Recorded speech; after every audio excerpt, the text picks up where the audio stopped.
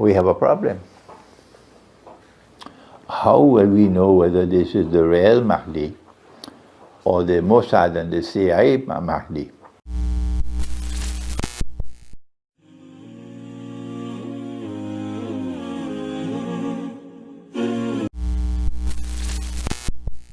You want me to continue?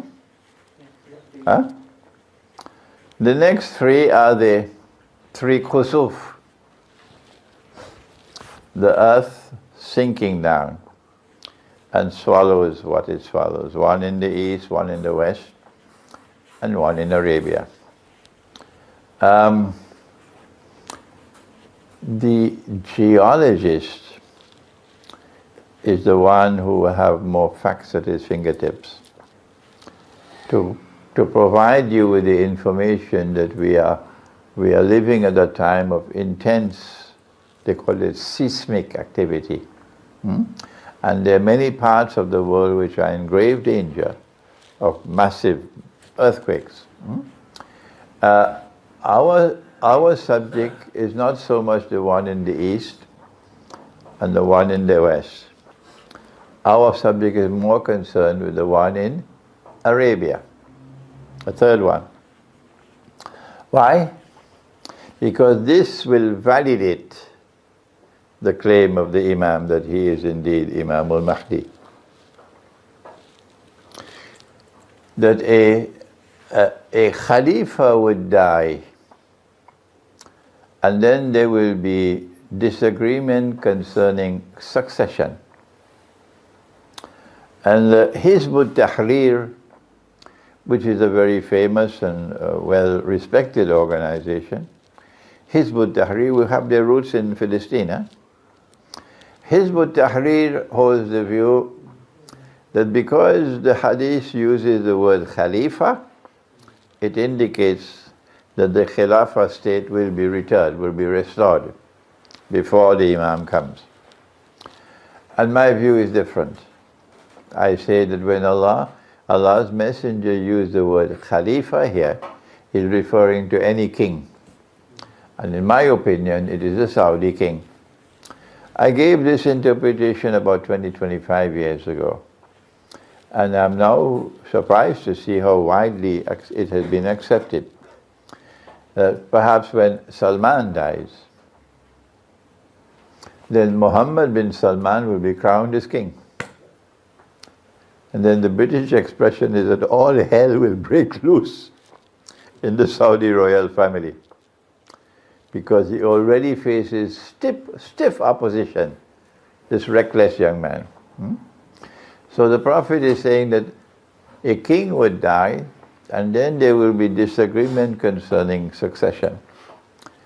We don't know how long that could last. It could last for a long time. But during that period of turmoil, of disagreement concerning succession, someone will come out of Medina and hurry to Mecca, and that is the Imam al-Mahdi. And the people will force him to accept the bay'ah, the oath of allegiance, at the Kaaba. As soon as he proclaims that he is himself the Mahdi, we have a problem. How will we know whether this is the real Mahdi or the Mossad and the CIA Mahdi? Because the Israeli Mossad and the CIA obviously would have a Mahdi in the waiting. Yes? So how will we know? I don't think the Shia would be able to recognize it. I think they'll be taken for a ride. But the rest of us have to tell our Shia brothers, be careful. This could be a CIA Mahdi. The proof that he is indeed the Mahdi is not some eclipse and sun. The proof that he is indeed a Mahdi is that an army will come to attack him from Sham. And as that army is coming down and passes Medina on the way to Mecca, the earth will open and swallow that army. That is the third of the three khusuf. And so we say this is very important for us, because this will confirm and validate his claim that he is indeed the Mahdi. Then there is the sun, there is a fire which will come out of Yemen. And we have to decide, is this muhkama or mutashabiha? Is this a real fire or is this to be interpreted? I am not persuaded that it's going to be a real fire. And I say, if we have to interpret it, then I'm talking about a revolutionary movement which will emerge out of Yemen. And when a revolutionary movement emerges out of Yemen, it will sweep everything before it. As it moves towards Mecca and Medina and Arafat. The Saudi decision to wage war on Yemen 5 years ago was not only a foolish decision, but a reckless decision. And they now realize 5 years later that they have not been able to defeat Yemen. And they are looking bad. And now they're looking for a way out. They're looking for a way out, how to get out. The United States can't help them. Britain can't help them. NATO can't help them. So who do they have to turn to help them now? Imran Khan can't help them. No. The only person who can help them now is Putin. He's the only one. Because if there is going to be an accommodation in Yemen that will allow the Saudis to withdraw without losing too much face, Iran has to agree. Iran has to agree. Then Iran can put pressure on Yemen. And that's what's happening now. Russia is now intervening to try to see what they can do to help the Saudis to get out of the hole in which they are. But what the Saudis have done for these last 5 years is, in my opinion, they've started the fire. They have started the fire. And you cannot extinguish this fire now until the fire comes out and devours, drives them to their place of assembly. So I want to stop here now because Dajjal, Gog and Magog, and Nabi Isa alayhi Islam are big subjects, very big subjects. And I have lectured extensively, I have written extensively on these, so you'll be familiar with them. Any questions?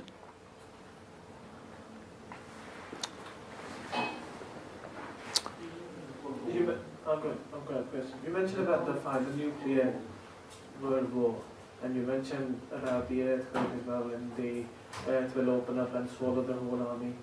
If you talk about a chronological manner about the two events, which is most likely to happen before of the two? Because if the that is beyond me.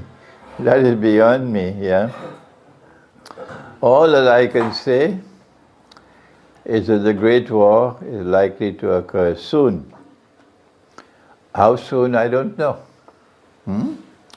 I have had so many dreams about nuclear war in 2014 that I was expecting the nuclear war by 2016. Okay? But Allah, in His kindness, helped us. If Hillary Clinton had won the elections in December 16, I think we'd have had the war already. But Trump won the elections and he was not one of the boys. He was an outsider. And they can't trust him.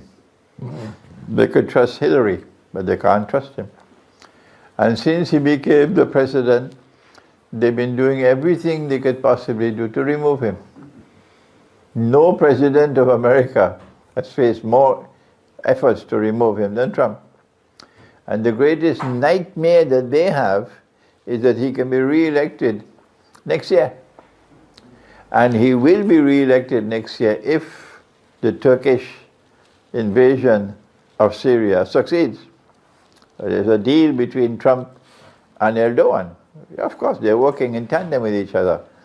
And Trump withdraws the American troops, abandons the Kurd, so that Turkey can move in. Okay? And if this succeeds, then Trump will be re-elected. Yes. Trump will be re-elected, yeah. Any other questions? Yeah. I wanted to ask two things if you don't mind sharing. The first one, I just wanted to just touch upon, we spoke about riba. Living in the Western world, living in the UK, with the cost of living, the house prices, and how much an average person earns, how do you avoid it? I have stopped attempting to teach the subject of riba for individuals, the micro, because the sun is now setting. This is far less important than the macro. I devote my attention now how to get Pakistan, how to get Egypt out of this slavery. Okay? I have the opinion, a good opinion of the new Pakistani Prime Minister. I think he's much better than those who came before him, who were thieves. I don't think he's a thief. I had a good opinion of President Morsi. I think he's a sincere man, but he made mistakes. Oh yes, and Egyptians should not be annoyed with me when I point out the mistakes that he made. I still have a good opinion of him. Okay. The situation as now obtains is that most of the non-European world, Africa, Asia, Latin America, now have debts that they cannot possibly ever repay. And these are all debts with interest.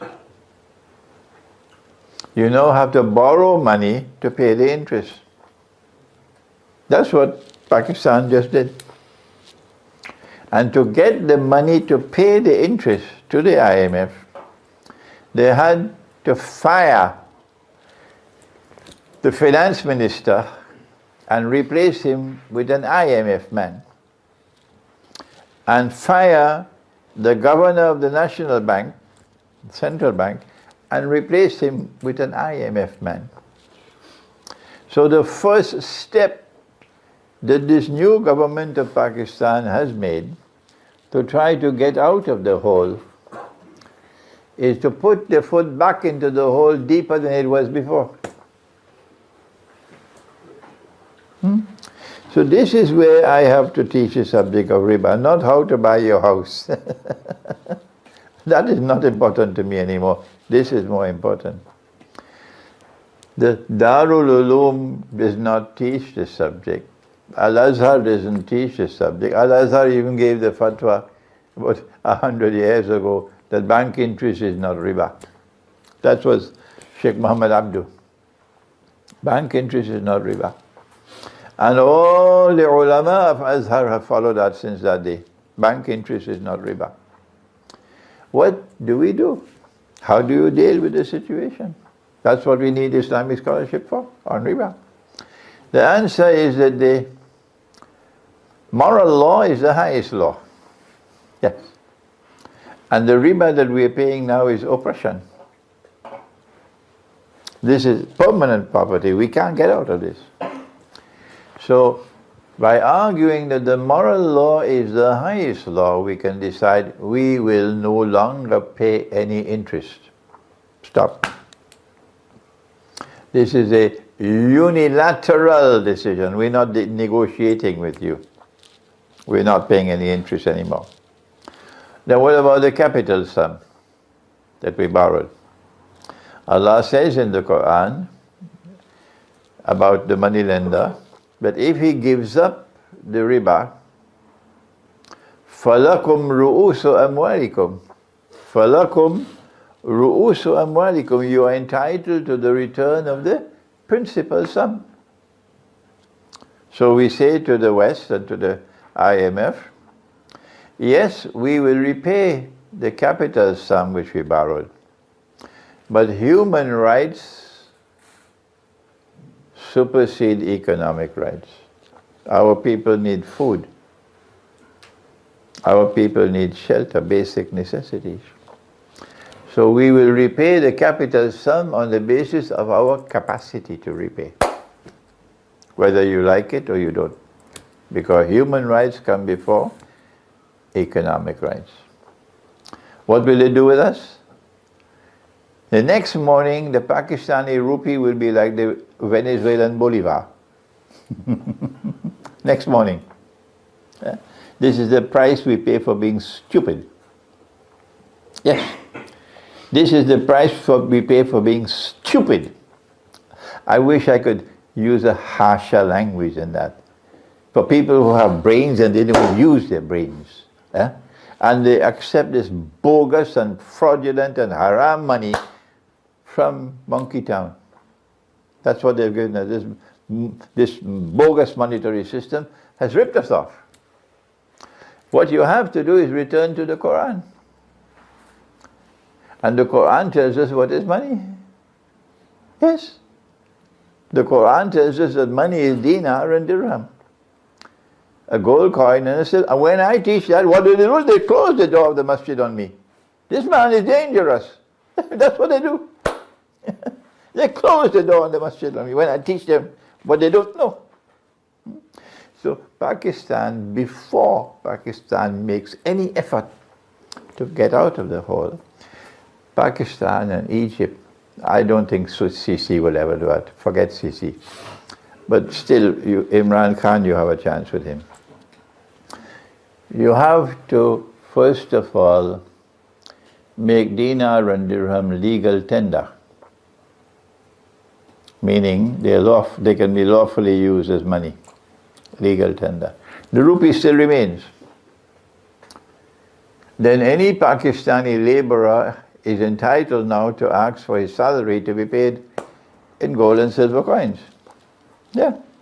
Businessmen buying and selling, you can demand, pay me in dinar and dirham. So when you need dinar and dirham, the market will have to supply it. That's what you have businessmen for. You see how very quickly it will come in the market. Then when you have dinar and dirham as your backup, then you can say, we're not paying any more interest, and we'll repay the capital sum based on our capacity to repay. Then they will attack your rupee, but they can't attack the dinar and dirham. Okay? From the time one country escaped from the net, the rest of the world will seek to escape that way. And their game will be up. So they probably want to send in the military to take over Pakistan rather than to allow Pakistan to escape. Any other questions? Yes? Sheikh, regarding the original conversation you had about the juz system in the Quran, Yeah. you talked about obviously the modern Quran which we recite is, after a certain, so for example, Surah Baqarah is broken up into three juz's.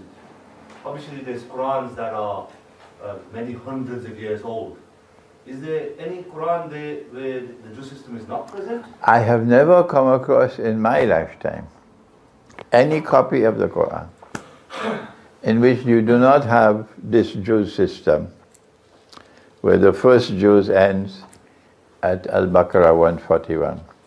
If there are copies of the Quran which do not have the juz, they must be hundreds of years old and hardly being used there. They're probably museum pieces. But the Qurans which are being used every day by everybody have this juz system, and at the top of the page you see juz awwal, juz thani, juz thalith. We need to get a new copy of the Quran published with a different system of ajza. Yes, we need to do that. But first let me finish this book and publish it, Any other questions? Sheikh, the beast of the earth. You mentioned the beast of the earth. It will, in some commentaries they say that it will talk to us. Dabbatul ard taklimuhum and tukallimuhum, based upon the punctuation. Is it possible, I was thinking, could it be the artificial intelligence robots that they're trying to take over? The Dabbatul ard will have to attack the stuff and destroy this internal capacity, miraculous capacity of the stuff. That is where you have to direct your attention. Because Allah says, تَأْكُلُ مِنْ سَأَتَهُ. The Dabbatul ard will consume. And when it is consumed, then the stuff collapses. And then the jinn will realize this is not Sulaiman. This is Dajjal sitting on the throne. And stop working for him. And goodbye Israel on that day. Okay, any more questions? Okay, I have my books at the back. We don't have many titles there. You can take a look if you want, and just bring them up to me and we can autograph them for you. Yes? Sorry, I've just got a question. Dabbatul ard, you mentioned about that, the beast that will come. I was in Saudi last week and somebody mentioned about a hadith. Apologies, I didn't read the hadith, I didn't ask for the reference. Somebody mentioned that the beast will come out from the Mount Safa, and the beast will talk to the human beings that the doors to return to Allah they have closed. I was mistaken, my understanding was that is the Dabbatul ard, but you mentioned the Dabbatul ard is the one. Proper methodology is never to go first to the hadith. Never. Go first to the Quran. That is showing respect for the Book of Allah. This is absolute truth. No one can change this.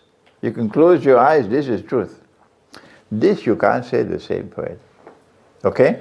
The hadith and the Quran don't have the same status. Proper methodology is when you've gone to the Quran, then use the knowledge that you get from the Quran to judge the hadith. If you had done that, you'll never accept that Nabi Muhammad ﷺ would marry a child. Okay? When we go to the Quran, we get information about Dabbatul ard. And when we go to the hadith on this subject, we get some very funny hadiths.